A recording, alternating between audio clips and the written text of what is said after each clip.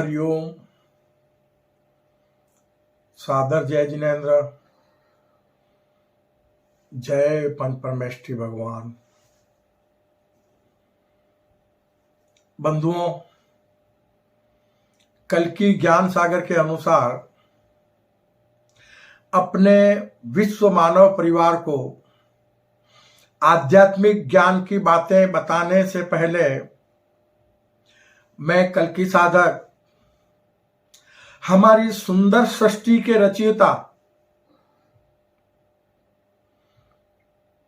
हमारी सुंदर सृष्टि के सभी देवी देवताओं के, हमारे विश्व मानव परिवार के परम माता पिता परमात्मा, हमारी सृष्टि के सभी जीव जीवात्माओं के जन्मदाता पालनहार, देवलोक में विराजमान देविक महाशक्ति सगुण पर ब्रह्म को मैं सत सत नमन करता हूं।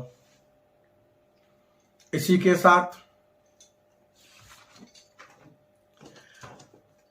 आपको बताना चाहूंगा कि हमारे विश्व मानव परिवार के लोग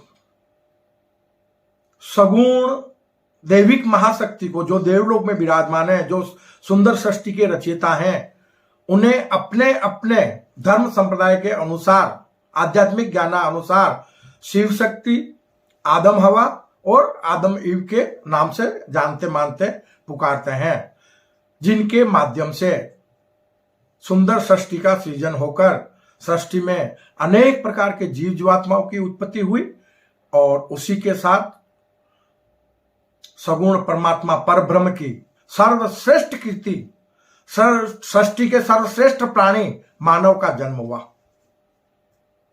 कर्म भूमि पर हम मानव को साक्षात परमात्मा का रूप कह सकते हैं। जितनी सुख सुविधाएं कर्म भूमि पर मानव को उपलब्ध कराई गई है परम माता पिता परमात्मा द्वारा, उतनी सुख सुविधाएं सृष्टि के किसी अन्य जीव को प्रदान नहीं की गई है।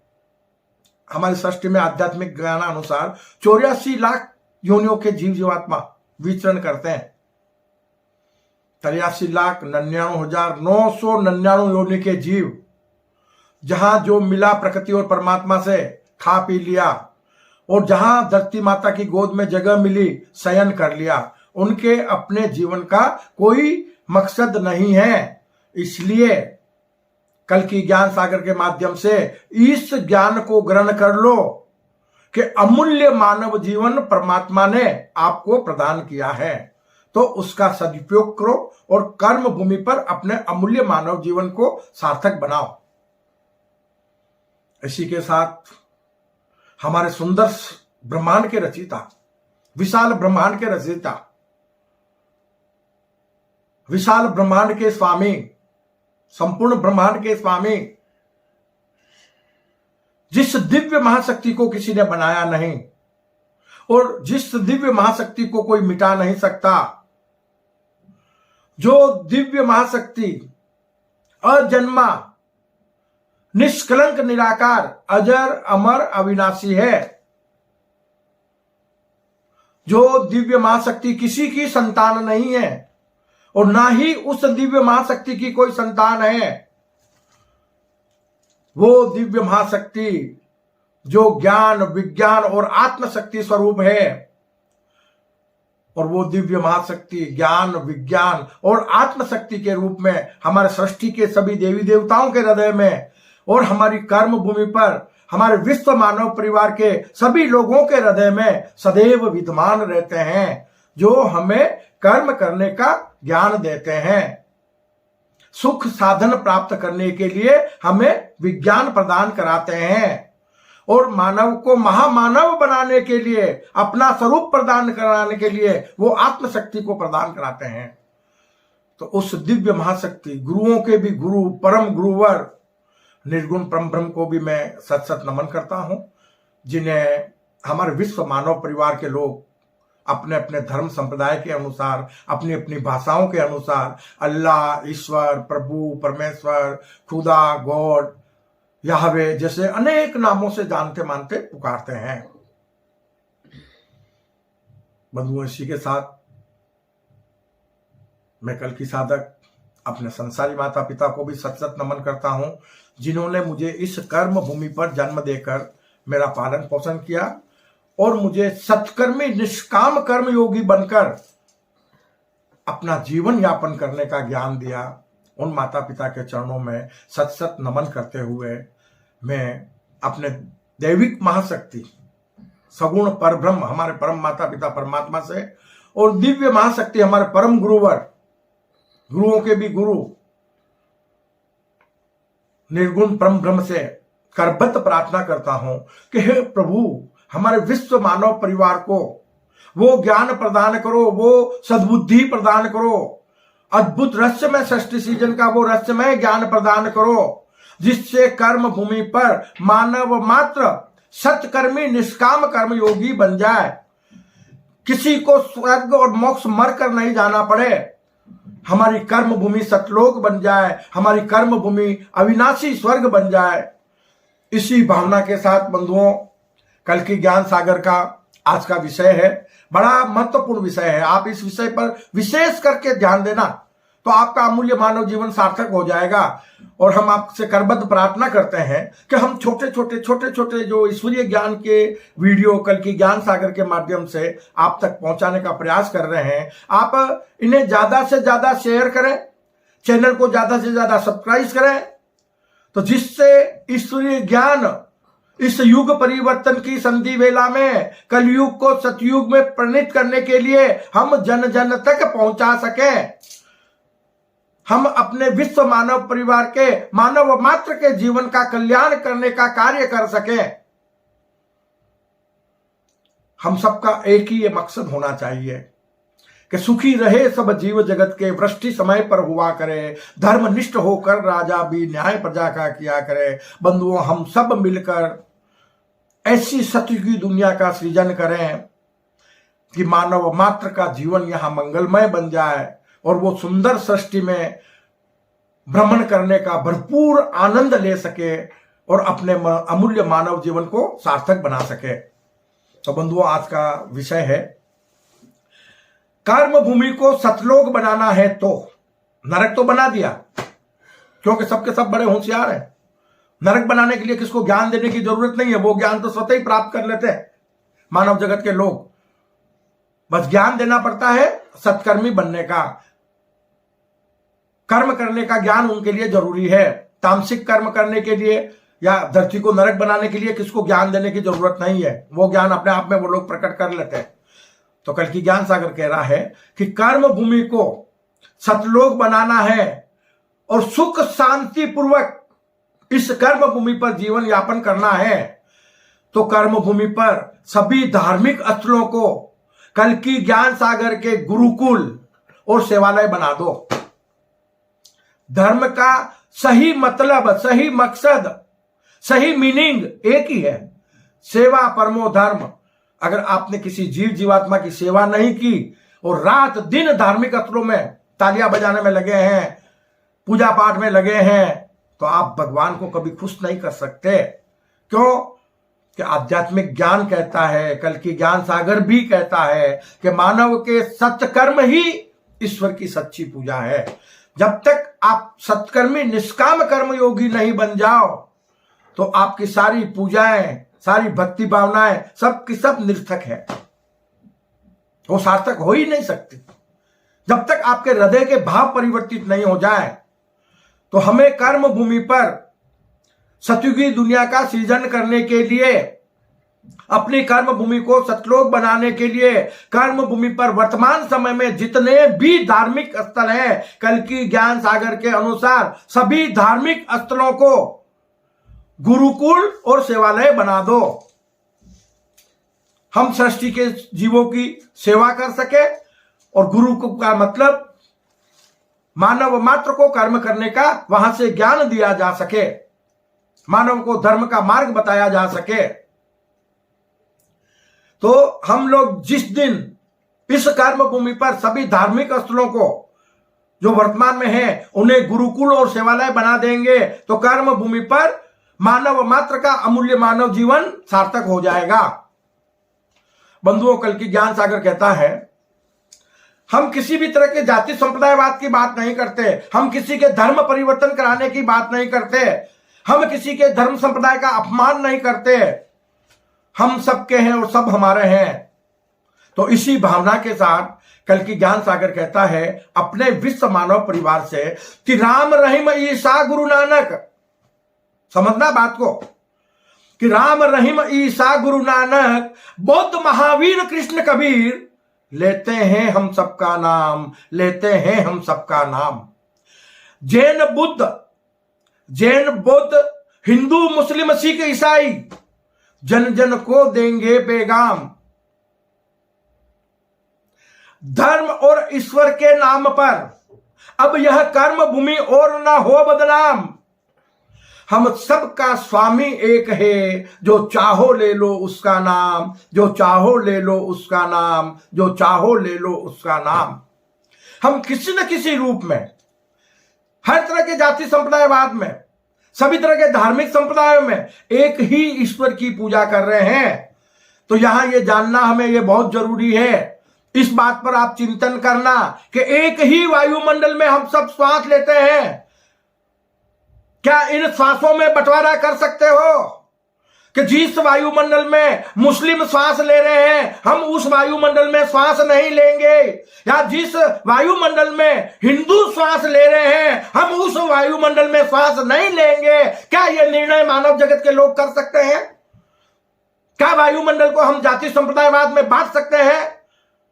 हम सब एक प्रकृति का दिया खाते पीते हैं, एक ही वायुमंडल में श्वासें लेते हैं, और हमारा सबका जीवन, मानव जीवन तकरीबन सबका एक समान है। तो फिर ये धर्म के नाम पर बंटवारा क्यों, जिसके कारण बार बार हर बार हमारी कर्मभूमि नरक स्वरूप बनकर और महाविनाश हो जाता है। महाविनाश ईश्वर नहीं करता, ईश्वर ने किसी को भी अकाल मौत मारने के लिए जन्म नहीं दिया इस कर्मभूमि पर। आप अपने अमूल्य मानव जीवन को सार्थक बना लो, आप परमात्मा स्वरूप बनकर संपूर्ण ब्रह्मांड के स्वामी बन जाओ। उसके लिए उन्होंने सुंदर सृष्टि का सृजन किया है। मरकर किसी को स्वर्ग और मोक्ष नहीं जाना पड़े, जीते जी अपनी कर्मभूमि को अविनाशी स्वर्ग बना लो, जीते जी अपनी कर्मभूमि को हमेशा के लिए सतलोक बना लो। तो स्वतः ही बंधुओं युग परिवर्तन रुक जाएंगे। एक बार अगर वो हमने सतलोक बना लिया, सतयुगी दुनिया का सृजन कर लिया और हम सबके सब हमेशा के लिए सत्कर्मी बने रहेंगे, तो कभी फिर त्रेता नहीं आएगा, कभी द्वापर नहीं आएगा, और ना ही कभी कलयुग आएगा, और ना ही कभी महाविनाश होगा कर्मभूमि पर, ना ही कभी किसी तरह की बीमारियां आएगी।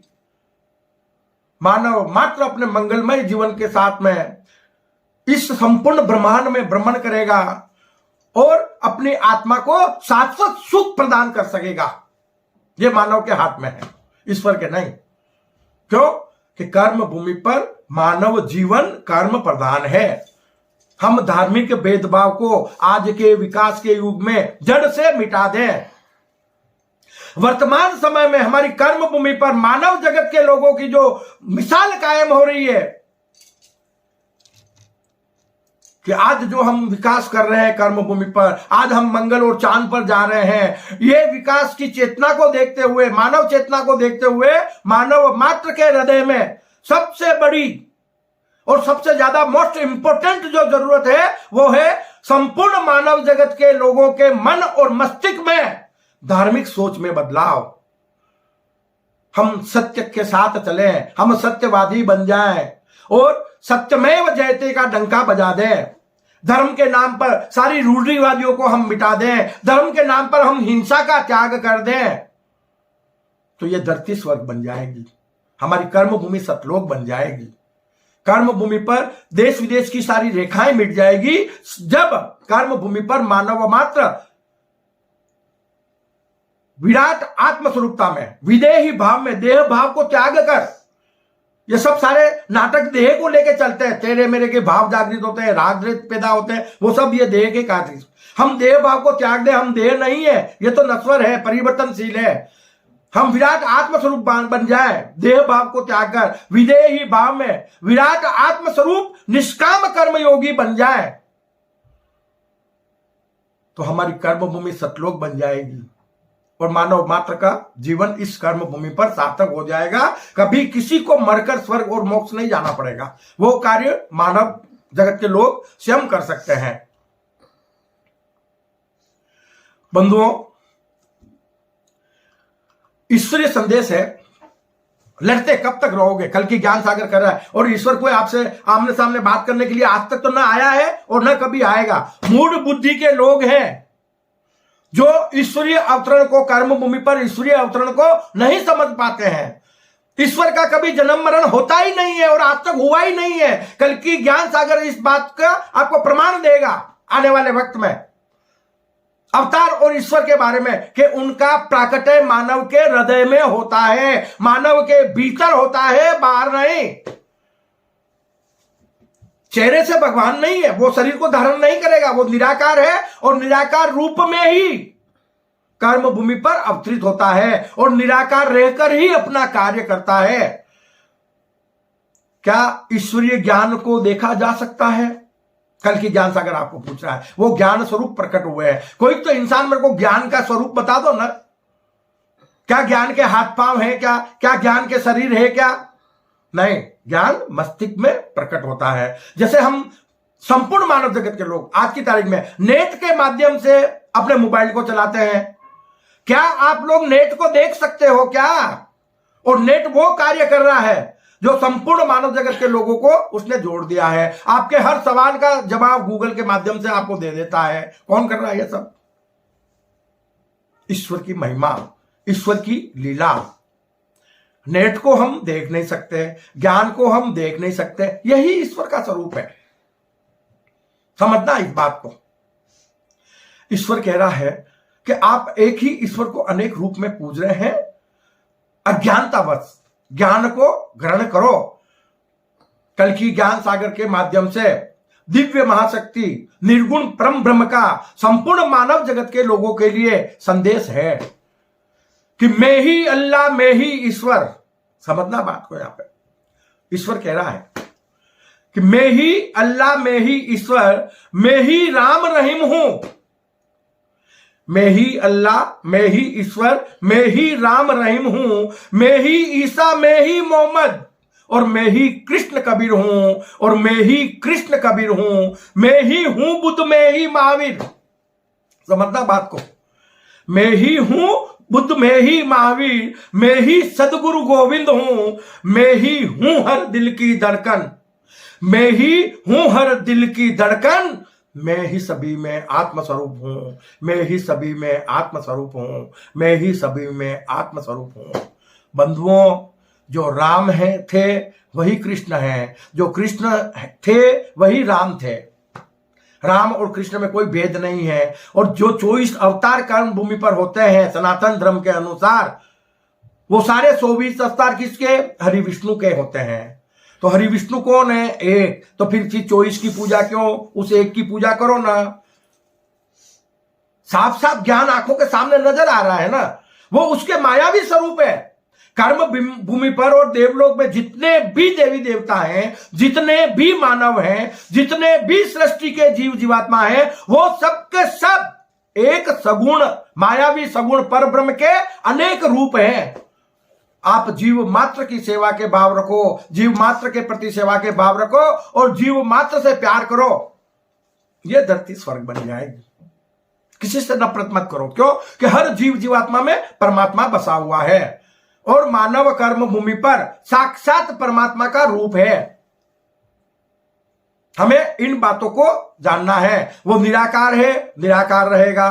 अवतारों की परिपाटी अवतार के ज्ञान का नहीं होना।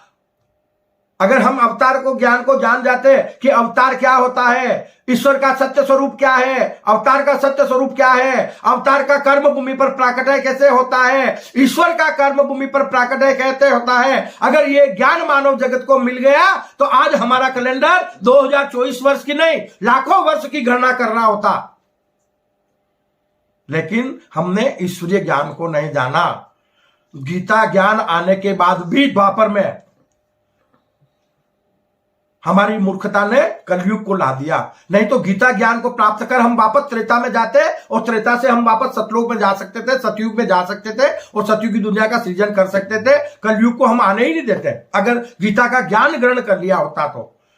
गीता में अवतार, ईश्वर और कर्म के बारे में जो ज्ञान दिया गया है, शायद आपको कर्म भूमि पर इतना बेहतरीन ज्ञान अन्य ग्रंथ में मिलना बड़ा मुश्किल है। ज्ञान सब में है, लेकिन जिस तरीके से, जिस भाषा में गीता में दिया गया है ना, वो मानव मात्र के समझने के लिए एक अमूल्य निधि है कि उस ज्ञान को हर कोई भी बड़ी आसानी से समझ सकता है।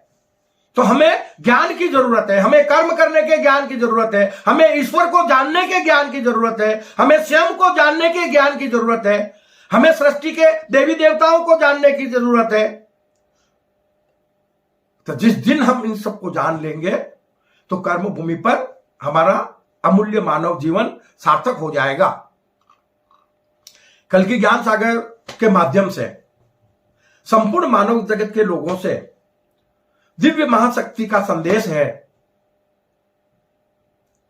कि वो कल की ज्ञान सागर में आपको ज्ञान दे कैसे रहा है। कल की अवतार क्या है, पहली बात यहां समझना बड़ी बड़ी बड़ी इंपॉर्टेंट बात है। इस बात को याद रखना। यह कल की साधक है, आज आप लोगों के बीच में है, शायद कल ना रहे, बुजुर्ग इंसान हो,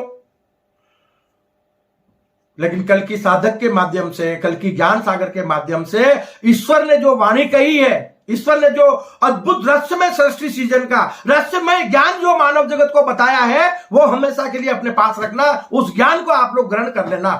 4 लाइन में समझ लो उस ज्ञान को जो ईश्वर आपको ज्ञान दे रहा है कल की ज्ञान सागर के माध्यम से, कि कल की अवतार हुआ कैसे है, कल की अवतार का स्वरूप क्या है, कल की अवतार की भावनाएं क्या है, कल की अवतार अपना इस कर्मभूमि पर कार्य कैसे करेंगे, कल की अवतार कलयुग को सतयुग में परिणित कैसे करेंगे, कल की अवतार कर्म भूमि पर मानव मात्र के अमूल्य मानव जीवन को कैसे सार्थक बनाएंगे।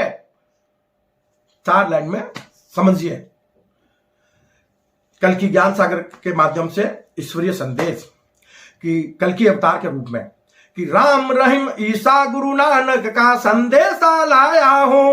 अब बंटवारा करो कल की अवतार का कि कल की अवतार किसके हैं, हिंदू संप्रदाय के हैं क्या, इस्लाम वालों के हैं क्या, ईसाई वालों के हैं क्या, या किसी विशेष धर्म संप्रदाय के हैं क्या। बताओ क्या समझोगे तुम ईश्वर की लीला को, उस दिव्य महाशक्ति की लीला को समझो जिसने आपको बनाया है, उसकी भावना को समझो, जो आपका परम गुरुवर है और वही आपका परम माता पिता परमात्मा बना हुआ है, जो ज्ञान का दातार है, वही सुंदर सृष्टि का सृजन करके और आपका जन्मदाता पालनहार बना हुआ है।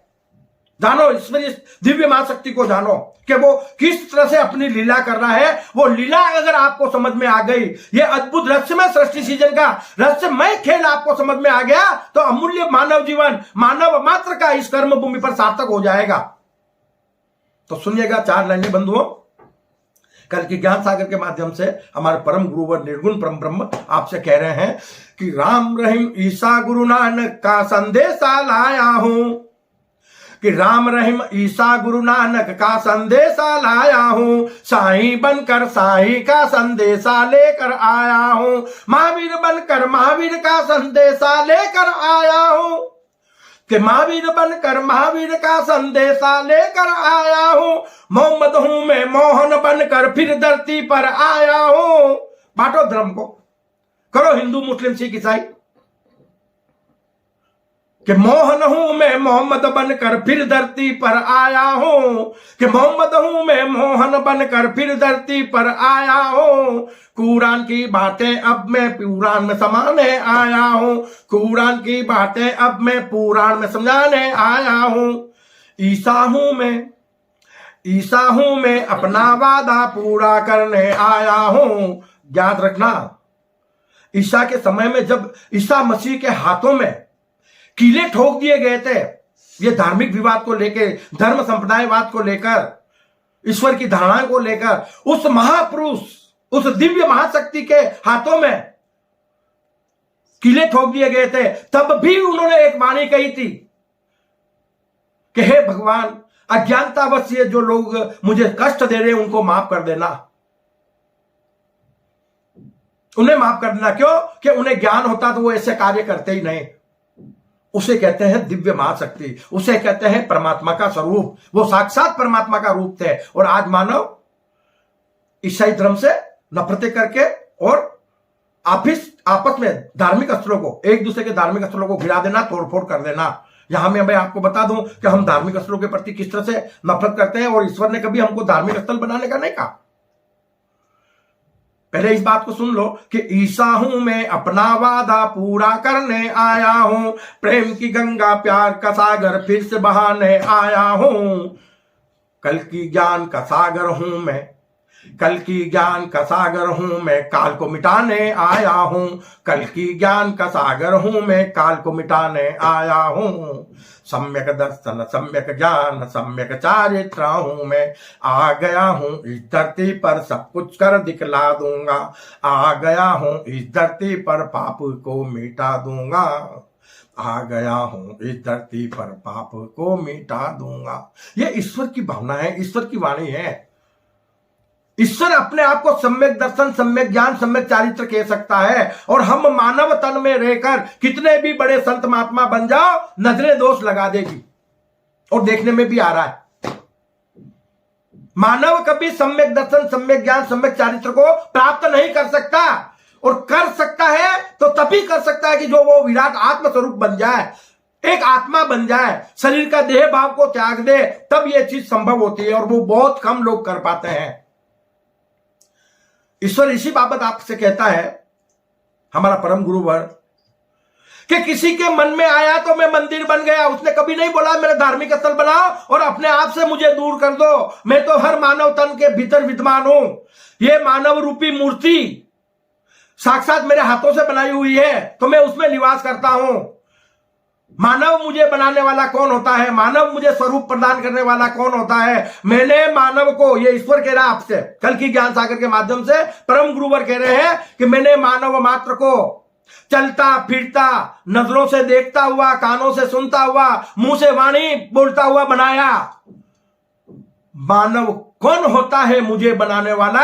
जिसने एक मूर्ति के रूप में, एक नश्वरता का स्वरूप देकर, एक मायावी स्वरूप मुझे देकर गूंगा, बहरा और अंधा बना दिया। मूर्ति कभी बोलती नहीं, मूर्ति कभी देखती नहीं, बस हम मूर्तियों को लेकर विवाद करने लगे। भगवान ने कभी नहीं कहा कि मेरी मूर्ति बनाना, मेरी पूजा करना, यह बात भी भगवान ने कभी नहीं कही, अल्लाह ईश्वर ने कभी नहीं की। वो दिव्य महाशक्ति एक ही बात कहता है कि आप सब मेरे समान बन जाओ, आप सब अपने सत्य स्वरूप को जान लो। ये मानव तन नश्वर है। नश्वरता की पूजा करके इस नश्वर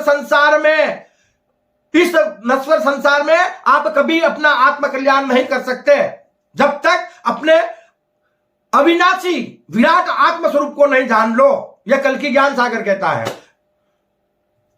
जो मुझे अंतः प्रेरणा से ज्ञान मिलता है, मैं अपने विश्व मानव परिवार को वो ज्ञान बताने का प्रयास करता हूं। मैं आपको यहां फिर बता दूं कि कर्म भूमि पर हम सभी धर्म संप्रदाय के लोगों का, मानव मात्र की धार्मिक आस्था का सम्मान करते हैं। हमारा मकसद किसी का धर्म परिवर्तन करवाना या किसी धर्म संप्रदाय के प्रति कुछ ऐसी बातें करना वो नहीं है, बिल्कुल भी। हम सभी धर्म संप्रदाय को, सभी धर्म ग्रंथों को अपने सद्भावना के साथ हम नमन करते हैं। लेकिन अज्ञानतावश हमसे जो भूल हुई है या हमारे पीछे हमारे पूर्वजों ने जो भूल की है, उसे हम सुधार लें तो हमारा अमूल्य मानव जीवन इस कर्म भूमि पर सार्थक हो सकता है। ईश्वर की वाणी है कि किसी के मन में आया, उन्होंने कभी बोला नहीं तुम धार्मिक स्थल बनाओ। सुनो ये बात को, कि किसी के मन में आया तो मैं मंदिर बन गया, मुसलमानों की जिद पर मैं मस्जिद बन गया, वाहे गुरु बनकर गुरुद्वारे में बैठा हूं और बार बार गिरने के लिए मैं गिरजाघर बन गया। बताओ, कहां तुम अपने ईश्वर का सम्मान करते हो? गुरुद्वारे में गुरु बनकर बैठे हुए हैं। ज्ञान कौन ग्रहण करेगा उनसे? क्यों? वो तो सिख हो गए वहां पे गुरुद्वारे में, क्योंकि गुरुद्वारा सिखों का हो गया, गिरजाघर ईसाइयों का हो गया, मंदिर हमारे सब सनातन धर्म वालों को, हिंदुओं के हो गए, मस्जिद मुसलमानों की हो गई। जबकि वो ना मंदिर में मिलेगा आपको, ना मस्जिद में मिलेगा, ना गिरजा में मिलेगा, ना गुरुद्वारे में मिलेगा। अगर उसको पाना है तो हमको अपने स्वयं के भीतर जाना पड़ेगा। ये सारे साधन जो मानव द्वारा बनाए गए हैं वो सिर्फ और सिर्फ आत्मशुद्धि के साधन है। हम वहां पर बैठकर परमात्मा का ध्यान लगावें, हम वहां बैठकर योग करें, वहां उस धार्मिक स्थलों के माध्यम से धर्म को सीखें, ग्रहण करें और कुछ सेवा के कार्य करें। यह मतलब होता है धार्मिक स्थल का। वहां मूर्तियों की जरूरत नहीं होती है। क्यों कि कर्म भूमि पर जीव मात्र तो परमात्मा का रूप है। उनकी पूजा सेवा करो ना, उनको प्यार करो ना। उनसे तो हम प्यार करेंगे नहीं। और मानव निर्मित भगवान जो हम मूर्ति के रूप में स्थापित करते हैं, उसके लिए हम लाखों करोड़ों रुपया रोजाना बर्बाद कर देंगे। आज सृष्टि फूलों को खिलाती है, हमने पहले भी बताया है। किसके लिए? मानव जगत के लोगों को उत्तम स्वास्थ्य प्रदान कराने के लिए। और हम करोड़ों रुपए के फूल रोज मूर्तियों पे चढ़ाते हैं, दूसरे दिन पानी में बहा के प्रदूषण को पैदा करते हैं, अपने जान की जोखिम को पैदा करते हैं। हम अपने लिए बीमारियों को बुलाते हैं। क्यों भाई? क्या जरूरत है? प्रकृति को सुंदर बन जाने दो ना। अपने हृदय के जो भाव है उसको तो बदलो, अपने आप को बदलो। आप स्वयं महामानव बन जाओ, आप स्वयं परमात्मा स्वरूप बन जाओ, तब तो ये कर्म भूमि पर जन्म होना आपका सार्थक हो सकता है, अमूल्य मानव जीवन। तो कल की ज्ञान सागर धर्म के नाम पर सारी रूढ़िवादियों को त्याग करवाकर मानव मात्र को परमात्मा स्वरूप बनाना चाहता है। तो हम करबद्ध आपसे पुनः प्रार्थना करेंगे कि कल की ज्ञान सागर के माध्यम से आप ईश्वरीय ज्ञान को ग्रहण करके अपने अमूल्य मानव जीवन को इस कर्म भूमि पर सार्थक बना लो। महाविनाश विकराल रूप धारण किए खड़ा हुआ है। ऐसा ना हो कि परमात्मा, प्रकृति और परमात्मा को मजबूर होकर कर्म भूमि पर मानव जाति का नामो निशान मिटा देना पड़े और फिर से हमारा कैलेंडर जीरो हो जाए। मात्र 2025 की गणना कर रहे हैं और 2000 में फिर से महाविनाश की तैयारी हो गई है। यानी तकरीबन राम का जन्म हुआ और अभी कल की ज्ञान सागर के माध्यम से ईश्वर ज्ञान दे रहे हैं। यह सारा चैप्टर मात्र 7000 वर्ष का है और 7000 वर्ष में 3 बार युग परिवर्तन हो गए। क्यों कि त्रेता के अंत में राम हुए, देखते ही देखते फिर द्वापर आया। तो त्रेता और द्वापर में 2000 साल का ही फर्क है। ज्ञान ग्रहण करना या कल की ज्ञान सागर का। और 2000 साल में त्रेता हो गया और त्रेता के ठीक 2000 साल बाद कलयुग आ गया। तो कृष्ण का जन्म होके अप्रोक्सीमेटली कितना हो रहा है? 5000 साल। राम का जन्म होके कितने हुए? 7000 साल। तो 7000 साल और 5000 साल के बाद में फिर ये कलयुग आया है जो आज के हम मानव हैं। और कल परसों हमने अभावग्रस्त जीवन देखा है कि हमारे पास कोई सुख साधन नहीं थे। और पिछले 30 वर्षों में जितने विकास हुए वो 3000 सालों में नहीं हुए। आज दुनिया तेजी से बदल रही है और ईश्वरीय ज्ञान की वर्षा भी हो रही है। ईश्वर आपको बहुत कुछ देना चाहता है, बस पाने के काबिल बन जाओ। अपने भीतर की बुराइयों को त्याग दो। आप साक्षात परमात्मा की मूर्त हैं, आप साक्षात परमात्मा का रूप हैं। तो इस सगुण स्वरूप में, इस सगुण रूप में रहते हुए विराट आत्मस्वरूप बन जाओ। विराट आत्मस्वरूप बनकर इस सगुण स्वरूप में संपूर्ण ब्रह्मांड में भ्रमण करो। यही कल की ज्ञान सागर का संदेश है। इसी के साथ बंधुओं मैं अपनी वाणी को विश्राम देता हूं। जय अहिंसा, ओम विश्व शांति। सत्यमेव जयते, सत्यमेव जयते, सत्यमेव जयते।